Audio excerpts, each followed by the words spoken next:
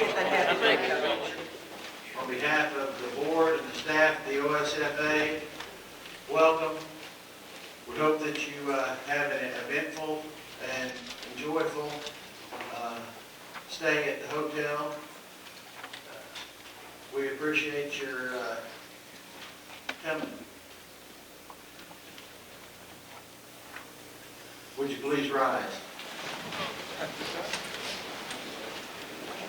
Honor guard, attend, shoot.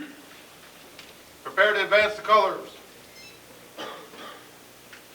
Forward, shoot.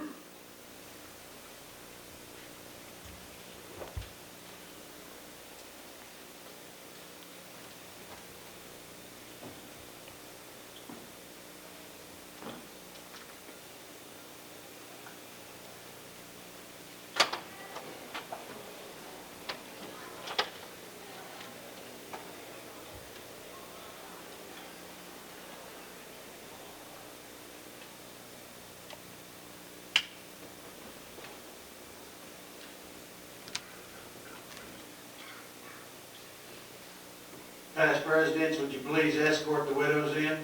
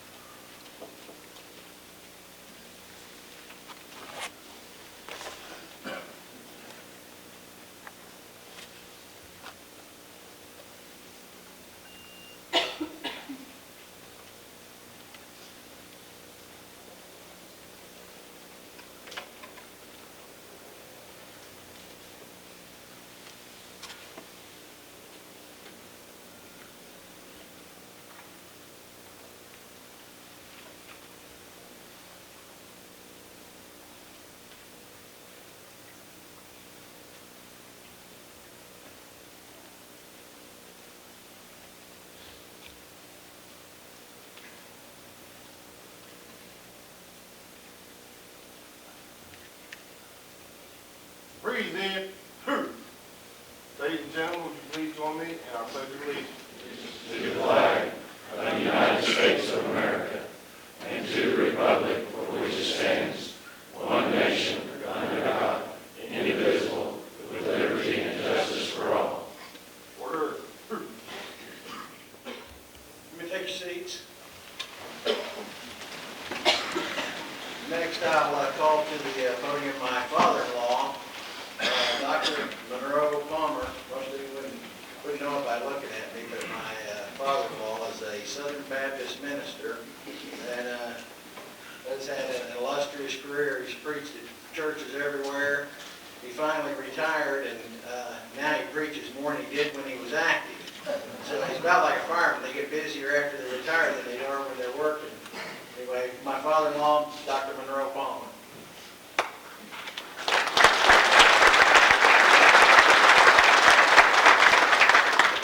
Would you bow with me in prayer, please? Almighty God and our Heavenly Father, we thank you for the privilege of prayer. We thank you for our blessings. We rejoice and acknowledge that you are the one from whom all blessings flow. Forgive us, dear Lord, for doing the things that we do to make us uncomfortable when we pray. Give us faith to believe that when God wants us to do something or not to do a particular thing, that we're perceptive enough to know it.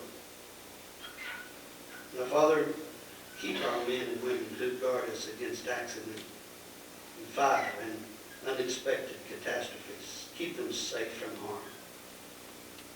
I pray that your will would be done in us and through us for the good of Tulsa, Oklahoma, America, and the good of all mankind. In the name of the Father, the Son, and the Holy Spirit. Amen.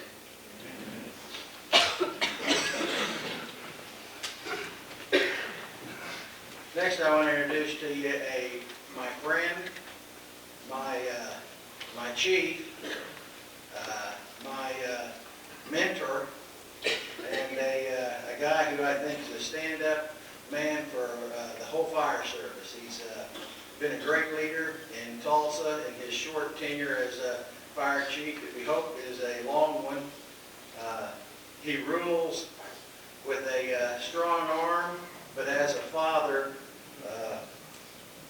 mostly from love, not from discipline. Chief Alan McCoy.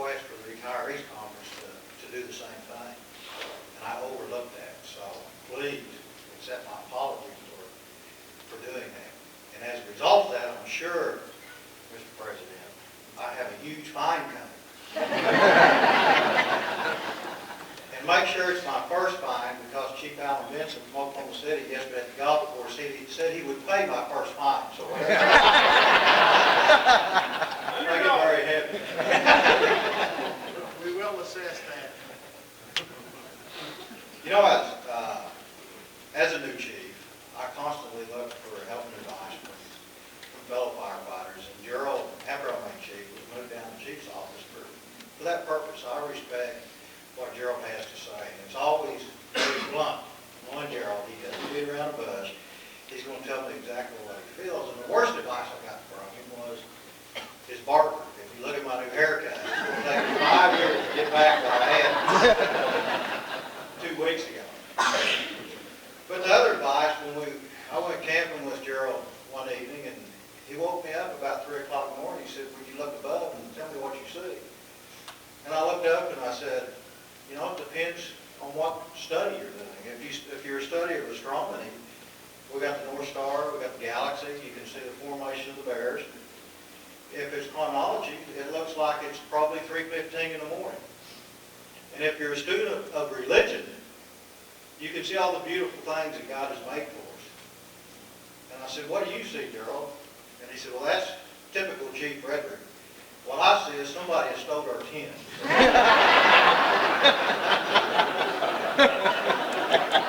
As I can see, he's very blunt. We hope you have a good time in the city of Tulsa. I would like to introduce our host. If you need any information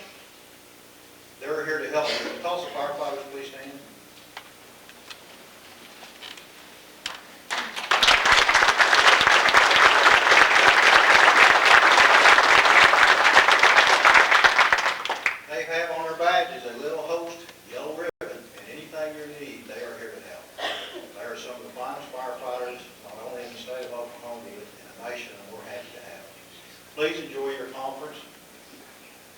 I hope you enjoy your stay. It appears to me, from what I've seen up front, that both Gerald and Gil have done an excellent job in preparing us for what will be one of the best conferences you ever attended. Thanks for coming.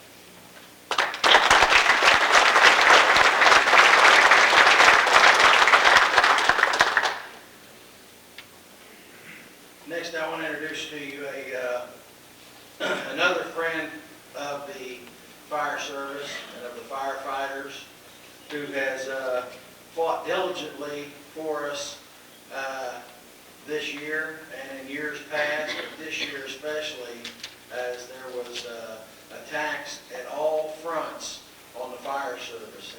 And you know, sometimes we sit back and think of, you know, why would anybody ever try to do anything harmful to firefighters?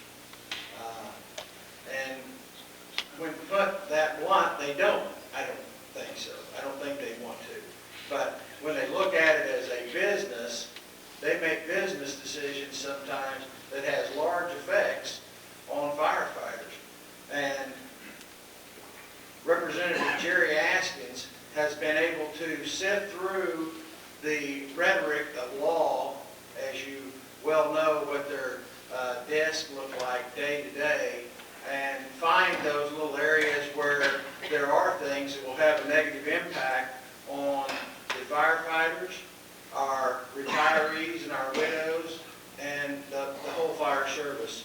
And she's pulled that out and helped us and led the battle to fight these issues. Representative Jerry Askins is also the Speaker-elect. She's been elected to serve as Speaker a year before her time. So that shows the confidence that her fellow legislators have in her and her ability to lead. Now, Representative Jerry Askins.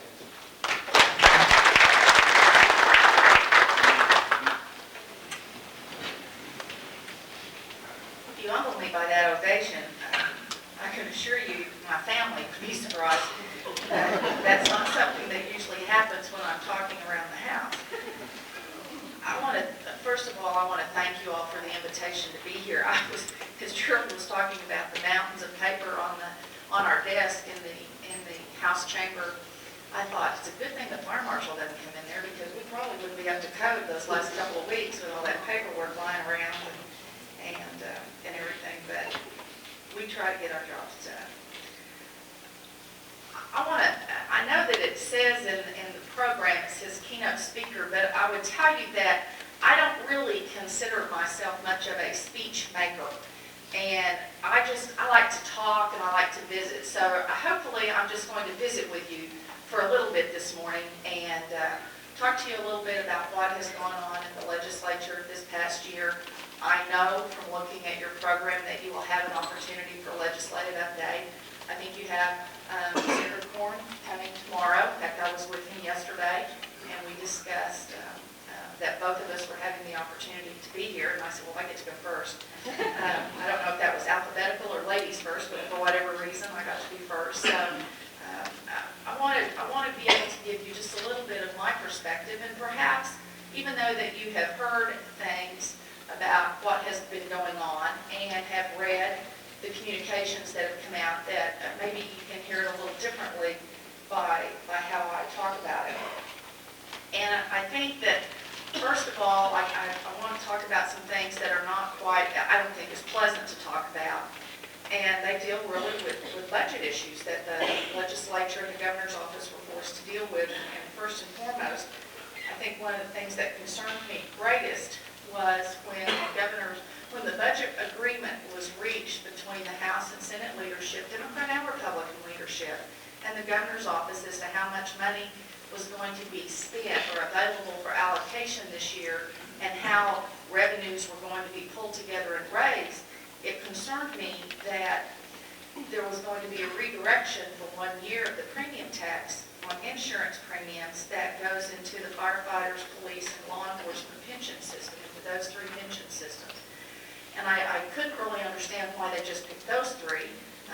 As Jim knows from the last couple of years of when I've had the opportunity to carry legislation related to the retirement system, anytime we wanted we wanted to do anything, we were always challenged with our actuarial numbers that your board gave us, because it seemed to be a lot higher than what the House actuary would say. And I thought, well, if they don't think it's that good, why are they willing to redirect the money? But that wasn't a decision that I got to have input on. It was just something that was going to happen. This was part of the governor's budget proposal and was part of the overall budget plan to help redirect money centered on trying to protect common education K through 12 schools. But I will tell you, before we get real down on Governor Henry about that, let's remember that he had to present that balanced budget proposal approximately 2 weeks after he was inaugurated. And typically in your first term, you tend to look back on the budget books and the budget proposals of your predecessor, and your brand new director at the Office of State Finance tends to rely pretty heavily on what those recommendations are.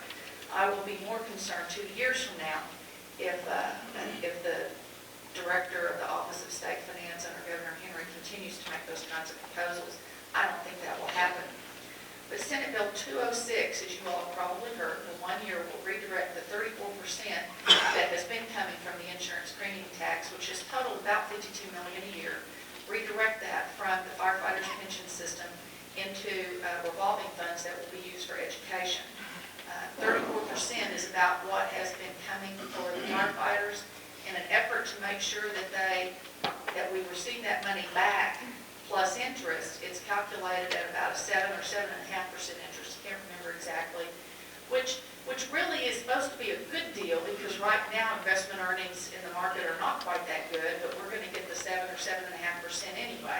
So in 2005, 6, 7, 8, 9, those 5-year period, we should be receiving about 41%, or a little more than 41% of the insurance premium tax should be going into the firefighters' pension system to help make up over that 5-year period the amount of money that has been lost plus interest. So we will be monitoring that on a regular basis. The Office of State Finance has a heavy duty to monitor it, because it actually was their idea that this happened. It was their belief that it could be done in a safe, fiscal, prudent way, and so they have a lot riding on making sure that the monies get paid back on time and on a regular basis. The Office of State Finance is also going to use the state auditor's office. The auditor will be continuing to monitor and audit all 3 of those pension systems to make sure that they remain fiscally sound, actuarially sound. So we think it's going to be all right. Right now, the system receives about $33 million, I've been told, from employee contributions, and pays out approximately $90.2 million a year in retirement benefits. And so we're going to hope for an easy year, an easy time, I think, for the next 5 years, hoping that that number does not continue to grow, or the state has an obligation, I believe, to make that whole. So some of you have probably had questions and will continue to have questions about what happened, but that's what happened.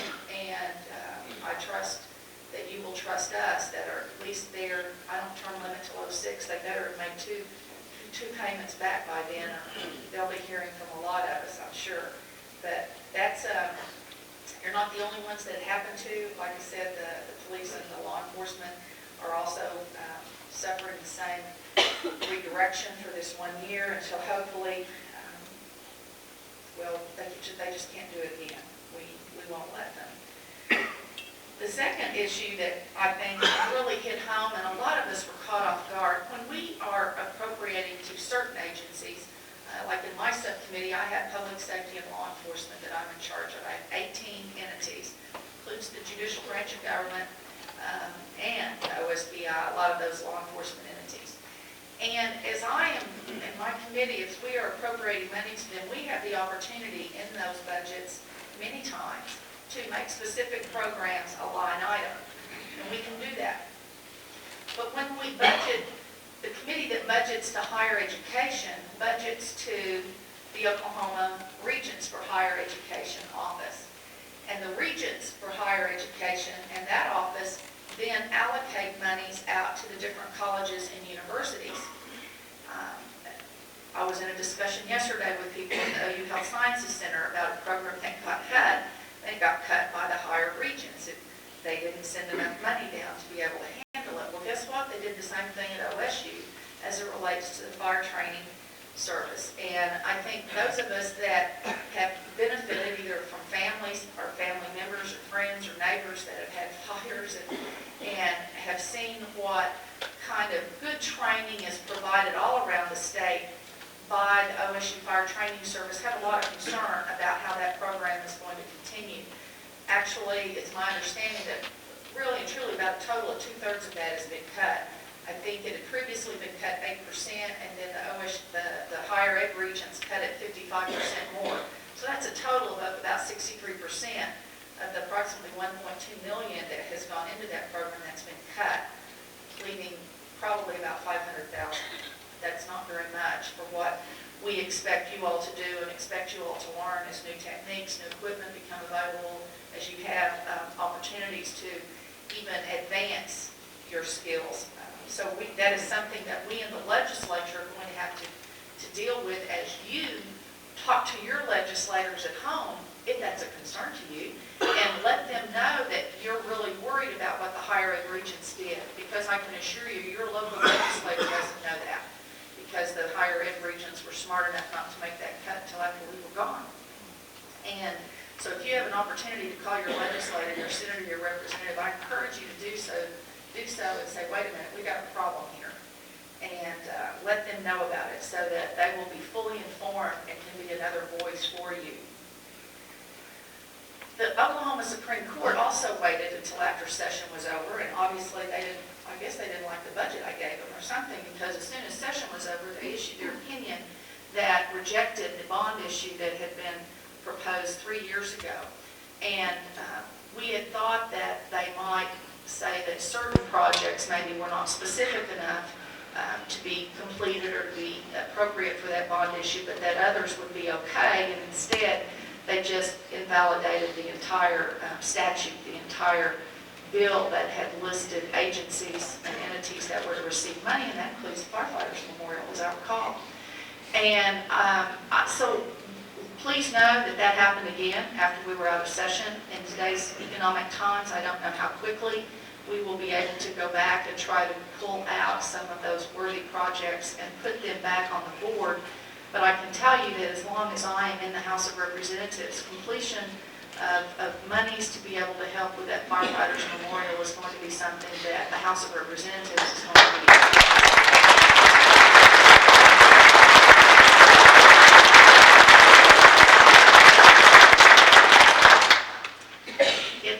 It's a tribute to all of you, and I think it's important for the state of Oklahoma, for the citizens who are not connected to your firefighter family, to be aware and have the opportunity to come and appreciate that. But there were good things that have happened in the legislature in the last couple of years, and I feel very, very fortunate that I've been given the opportunity as the House author of that legislation to be able to say that I support you. And certainly a couple of years ago, and I guess it was the 2001 session when we finally got the language passed as it related to infectious diseases and a presumption that it was certain diseases, if occurring to our firefighters, occurred during the course of their employment. Now, it was a good news, bad news, and Chief, I hope you're not having the same problem I know they're having in Oklahoma City, where they have some city government that is just pretty angry that we got that passed, and pretty angry that a governor signed it, and so they're trying to figure out all kinds of ways of fighting implementation of that provision in the law, and we will continue to try to give advice and help any way that we can. Steve, you know, some of the people have talked to me about it, and we actually have a meeting scheduled in the next couple of weeks to see if there's anything that we can do to help clarify the legislative intent. But I'm pleased that we were able to do that. Last year, in 2002, as you know, we finally got the backdrop provision passed, and then the governor vetoed it. And we were pleased to be able to come back early this session with House Bill 1464, I think that was my number, 1464, It was the first bill I filed, and so my first bill, my lowest bill number was the backdrop, because I wanted you all to know that I was committed to trying to get that passed. The best part was, since we had passed it the year before, it took a lot less explanation on the House and Senate side. We were able to pass it, get it downstairs in early April, and it was signed by Governor Henry on April the 15th. And for those of you that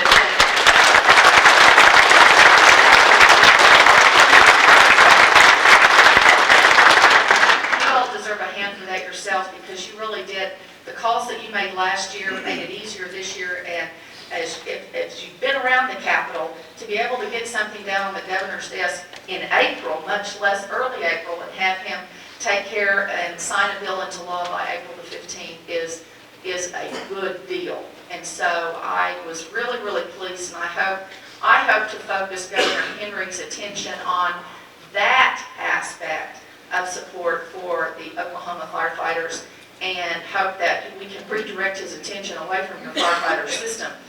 But I point out to you that he signed the bill early on, and so I ask you to give him a little bit of time to help us figure out how we correct the problem with the pension system. But I was really excited that we were able to accomplish the backdrop, and I was really, really excited. Jim and I talked about, we think we could have gotten it a little bit earlier, but our Senate office was just really busy, and that's the only reason it took us till April 15th. But that was the best thing that happened on April 15th, as long as I can remember. You all are doing things right, and the Oklahoma State Firefighters Association is doing things right. You are well represented at the Capitol. You are represented by individuals of your board who come to the Capitol when requested by your executive director. You have collateral associations that come and help represent your interest at the state capitol. And you must be doing something right, because I would say to you that the police and the troopers, they seem to be about a year behind in copying what we used to do. The year we passed the infectious diseases in 2001, as the governor signed it, he commented that it seemed like law enforcement should have that same opportunity. So in 2002, law enforcement and the troopers came back in and they passed that portion. In 2002, we passed backdrop, even though it got vetoed, but they saw what was happening. We got it passed early this year, and sure enough, toward the end of session, the pension system, law enforcement came forward with a similar backdrop proposal. So I guess what I'm saying to you is you all should be very proud of the presence and the leadership that you have at the Capitol, because you're out front on those issues. And you should be very proud of yourselves and the people that speak for you on your behalf, because they are accomplishing things that are getting the attention of others. And so they are becoming the leaders, not the followers, in many of these areas. I would encourage you, as you begin in this next year, a year from now is an election year, I would encourage you to look closely, I think you all do, at the people who actually vote for your legislation.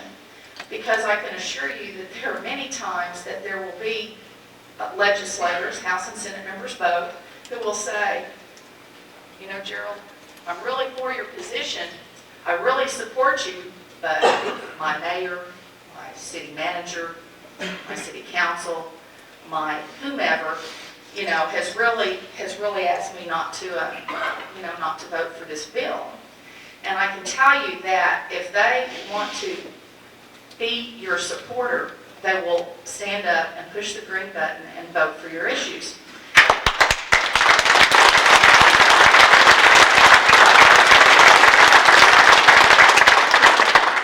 The easiest thing in the world is to give an excuse as to why you didn't vote for someone or something. And please make those people stand up and be accountable for the votes that they cast, because this is your livelihood, this is your future, and it's the future for your children and your spouses in many, many instances. And so I think it's critically important that you make those people accountable. I have, about the time that I think that I get really focused on a piece of legislation, and maybe I'm just looking at how I'm going to answer questions or trying to anticipate what someone may ask me on the floor, or what they may say in debate, or maybe a letter I might get from a mayor trying to convince people not to vote for something, and I try to figure out how I can turn that back around and use that in my favor, which is what I think made the Oklahoma City mayor mad. I get a letter from the spouse of a retiree, or maybe I get a letter from a retiree, him or herself. And they put in writing the human side of why we're working on legislation. And it's a reminder to me that I am not just passing laws, that I'm trying to do something that helps people. And for those of you that have taken the time to write those letters, or send those emails, or make those phone calls, I can tell you they make a difference. It gives me encouragement to continue to do the hard things, to pass, to be willing to stand up and take hits, if that's what they are, for my colleagues on certain legislation. But it's a reminder, it puts a face on what we're trying to do. And so I thank you to the retirees. I thank you to the spouses who are here. Many of you probably, maybe you brought your families, maybe the kids are swimming in the swimming pool, or, I don't know what kind of weather we're having today, but I know when you all have your convention that many times you bring some of your families with you. And I would just say to you that as to the spouses, I just thank you so much for what you do, the men and women spouses. The House Representative is a little behind the fire departments in terms of picking a woman, so I'm pretty excited about that opportunity. But as spouses, you work so hard, many times in your own jobs, because firefighting doesn't pay that well, and yet you come home and after a really bad day, maybe there's been a natural tragedy and the firefighters have been called in to help. Maybe there's been a lot of fires. Maybe there have been bad accidents, hazardous materials, and your firefighter has had to respond to those issues. When your firefighter comes home angry, mad, emotional, frustrated, whatever, you work very, very hard to try to put them in the best frame of mind to go back out on the next shift. And so to the spouses, I want to say thank you very much, because what you do helps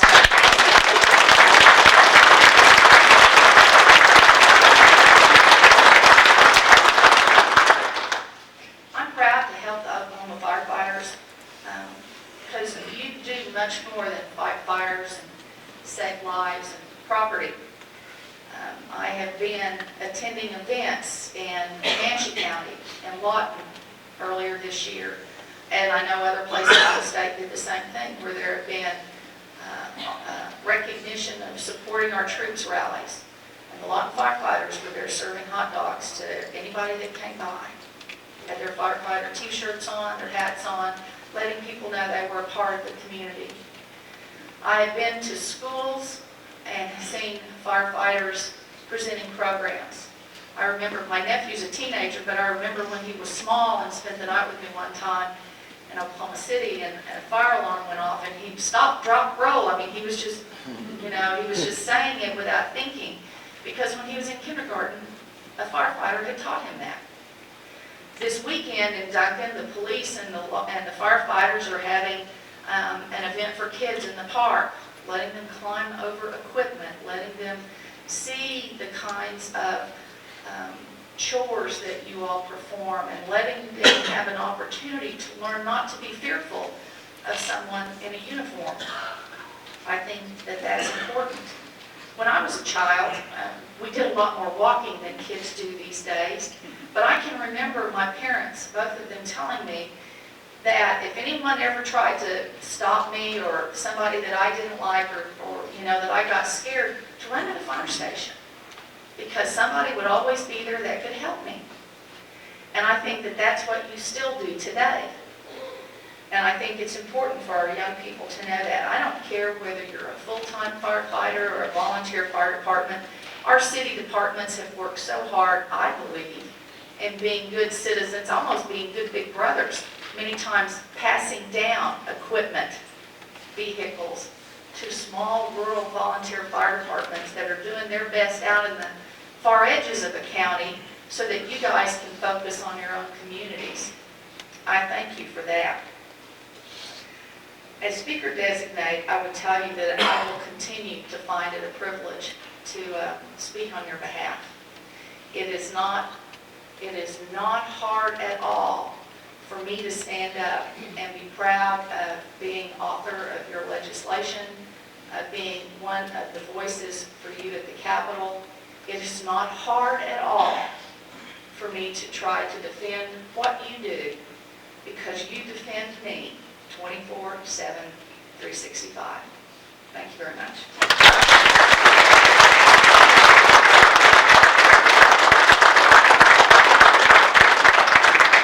On behalf of the Oklahoma State Firefighters, this year, my wife also wanted to do something for you.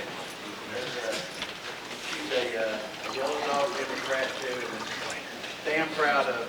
And hopefully has intentions of following in your footsteps someday. Thank you all very much. Thank you.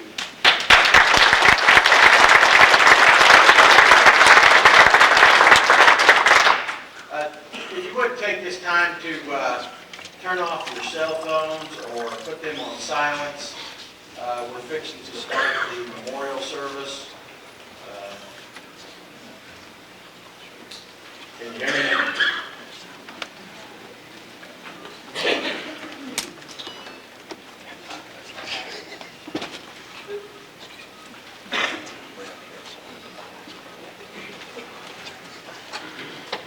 Everybody got it? The fines will be substantial. I can assure you.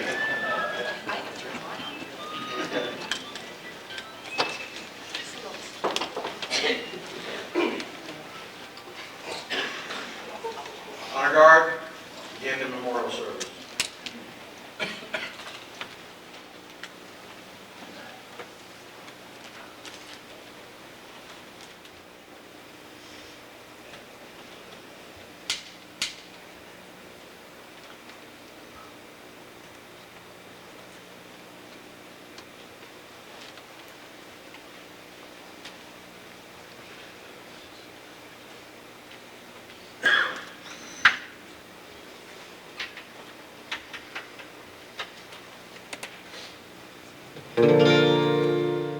When I am called to duty, God, wherever flames may rage, give me the strength to save a life, whatever be its age. Help me embrace a little child before it is too late. Or to say I know the person from the horror of that fate. Enable me to be alert and hear the weakest shout, and to quickly and efficiently to put the fire out. I want to feel my calling and to give the best in me to God, my every neighbor, and to protect their life and property.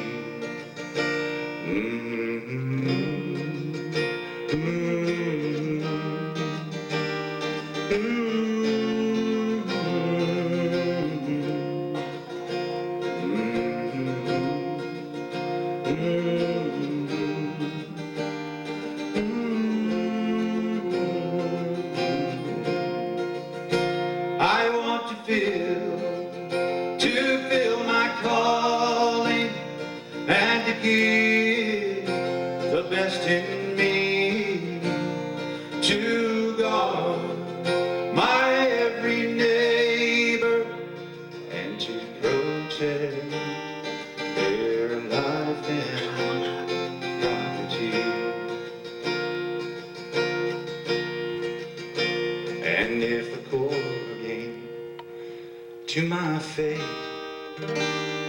I am to lose my life. Please guard with your protecting hands my children and my wife. Amen.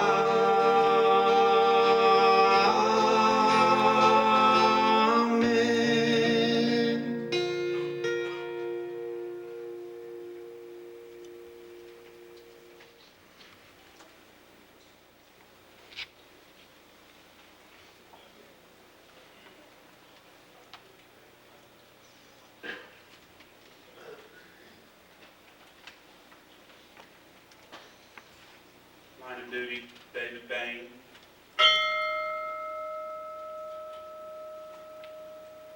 Active in line, John A. Dutch. In line, Michael D. Horn.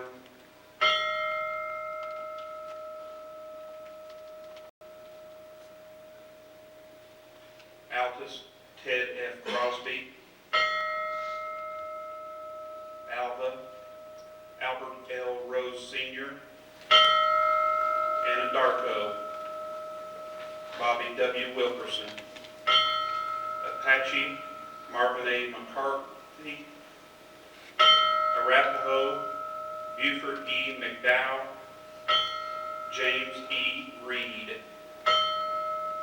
Arcoma, Joe B. Green. Bartlesville, Frank N. Node. Beaver, Neil D. Holmes, active. Bethel Acres, Eddie Mariano. Bixby, Glenn W. Jones, Joe E. Massey. Blackwell, Robert C. Moyer. Broken Arrow, Lester L. Randall. Patrick A. Carney, active. Buffalo, Delbert George. Kermit S. George. Carnegie, Weldon L. Dillard. Cherokee, Paul W. Cash. Clinton, Alan D. Elliott. Orville L. Paulette. Comanche, John Mathis. Cookson, Clyde W. Stahlmeyer. Copan, James E. Moraine. Cyril, Joe S. Williams. Davis, Charles M. Broderick. Del City, George E. Gauthier. Troy H. Westfall.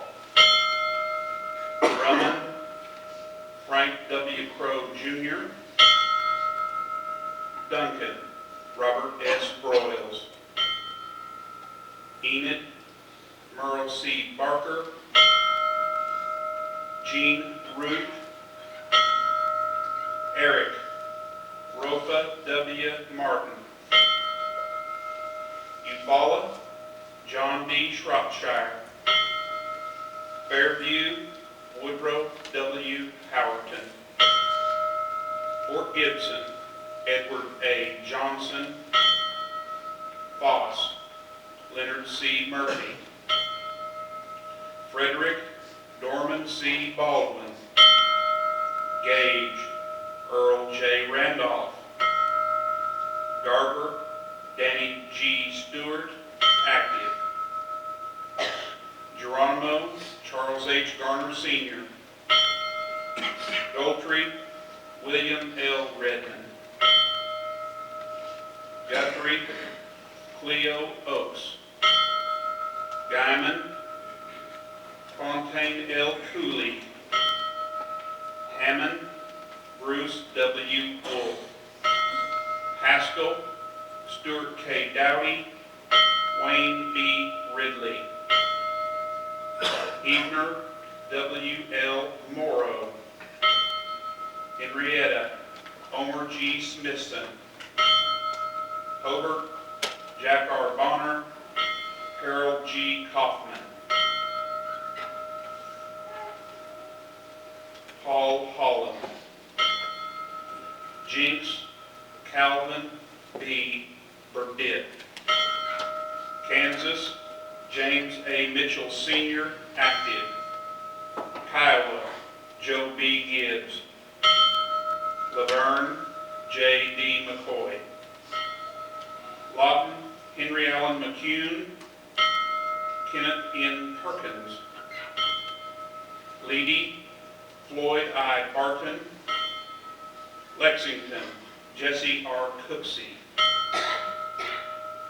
Lindsay, Bobby M. Shelton. Lone Wolf, Kim A. Rogers. Manitou, John B. Stoll. Marlow, Ben I. Ritter. Midwest City, Eugene T. Garrett. Richard D. Hammonds I. Jack U. Ingram. Mounds, Ingle Sturman. Muldrow, Frank H. Farr, Jr. Oilton, Jack D. Martin, Sr. Okemah, James Steve Kennedy.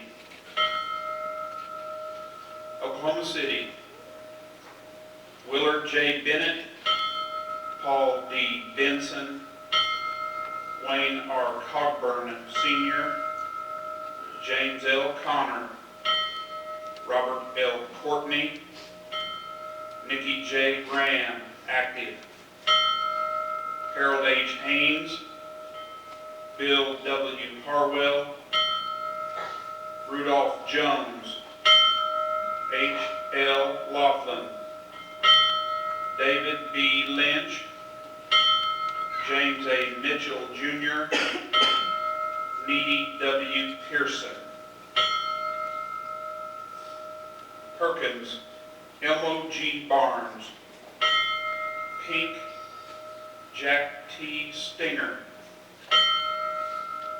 Ponca City, James J. Sosha. Orem Landing, Bob Graves. Pryor, J. B. Ward. Arabia, Otis M. Love, Jr. Ringling, Lawrence B. Barnes. Rush Springs, J. B. Wilson. Sand Springs, Ulysses S. Harvey.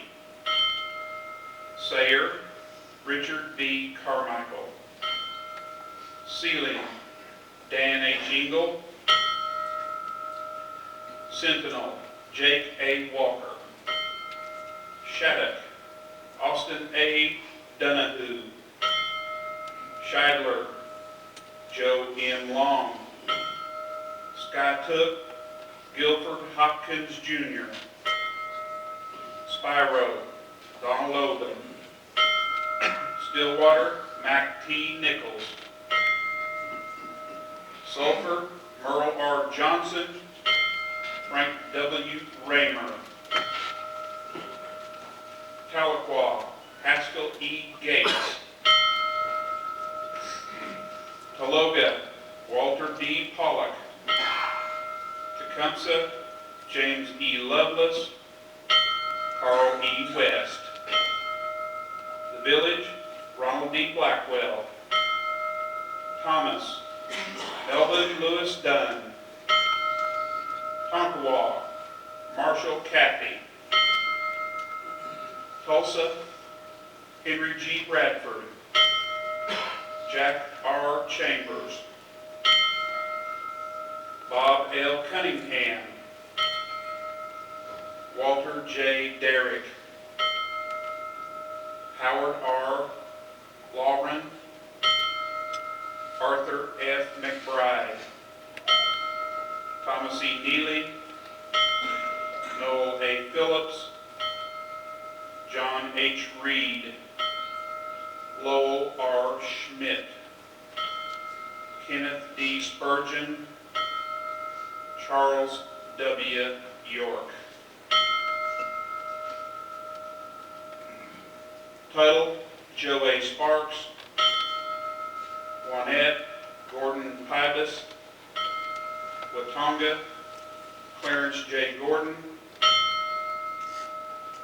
Waurika, Willie J. Carter, Weatherford, Ray Blau, Weber's Falls, Larry Stevens Sr., Westport, John J. Mundy, Westville, Lloyd W. Sloan, Wewoka, Harold H. Olson, Worcester, William T. Smith, and my apologies, Slaughterville, Charles Garner.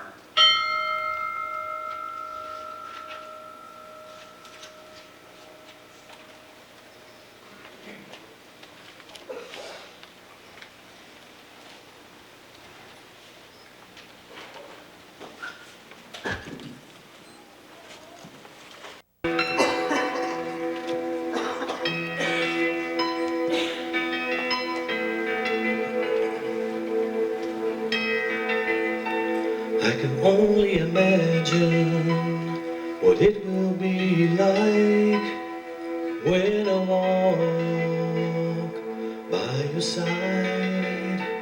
I can only imagine what my eyes will see when your face is before me. I can only imagine. Yeah.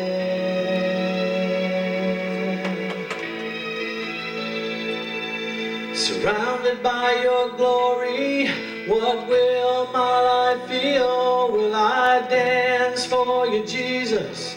Or in all of you be still? Will I stand in your presence? Or to my knees will I fall? Will I sing hallelujah?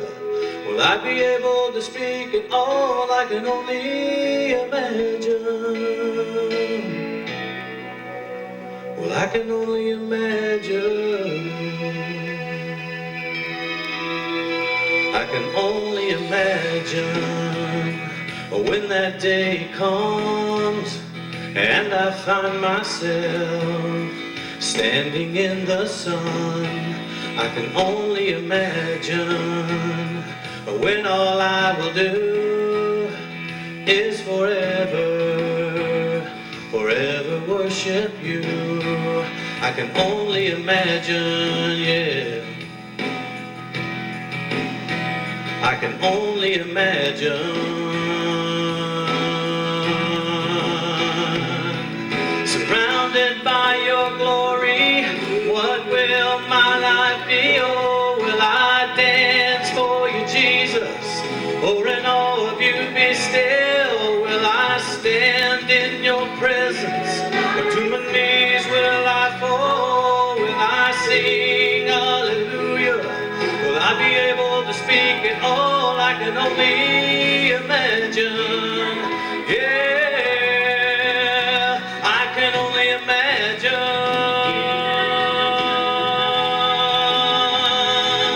Surrounded by your glory, what will I feel?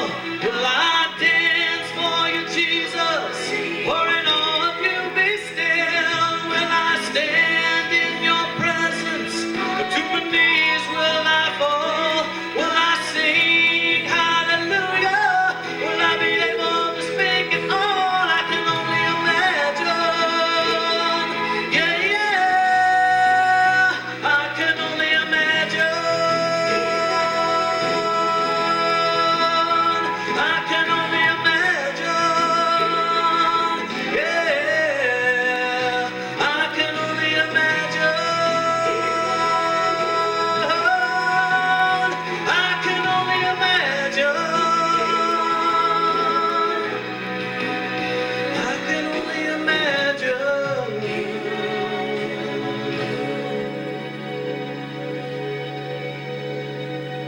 I can only imagine when all I will do is forever, forever worship you.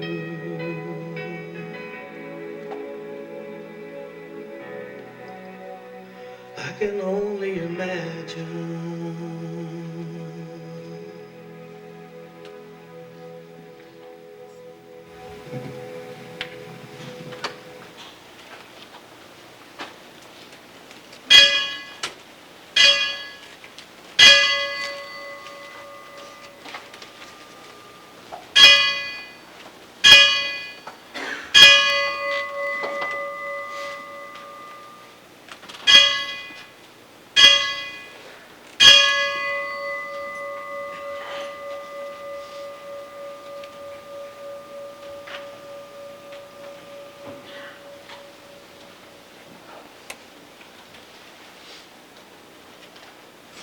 On behalf of the board,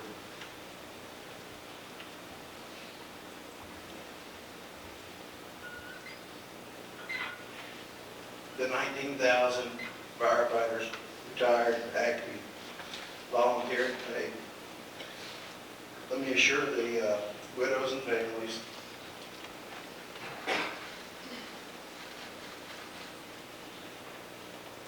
we share in your loss. We rejoice in your memories,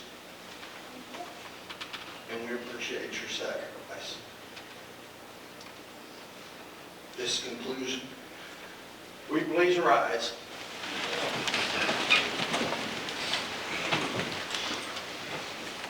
Past presidents, will you escort the widows and families to the hall?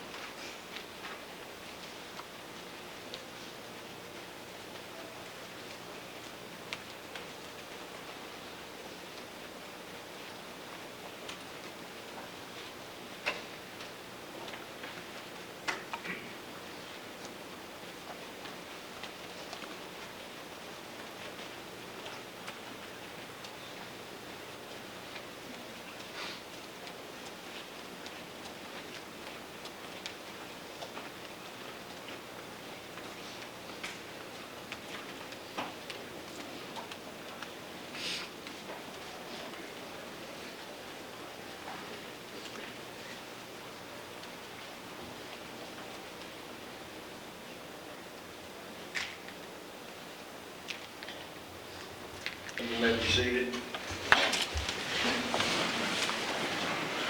I want to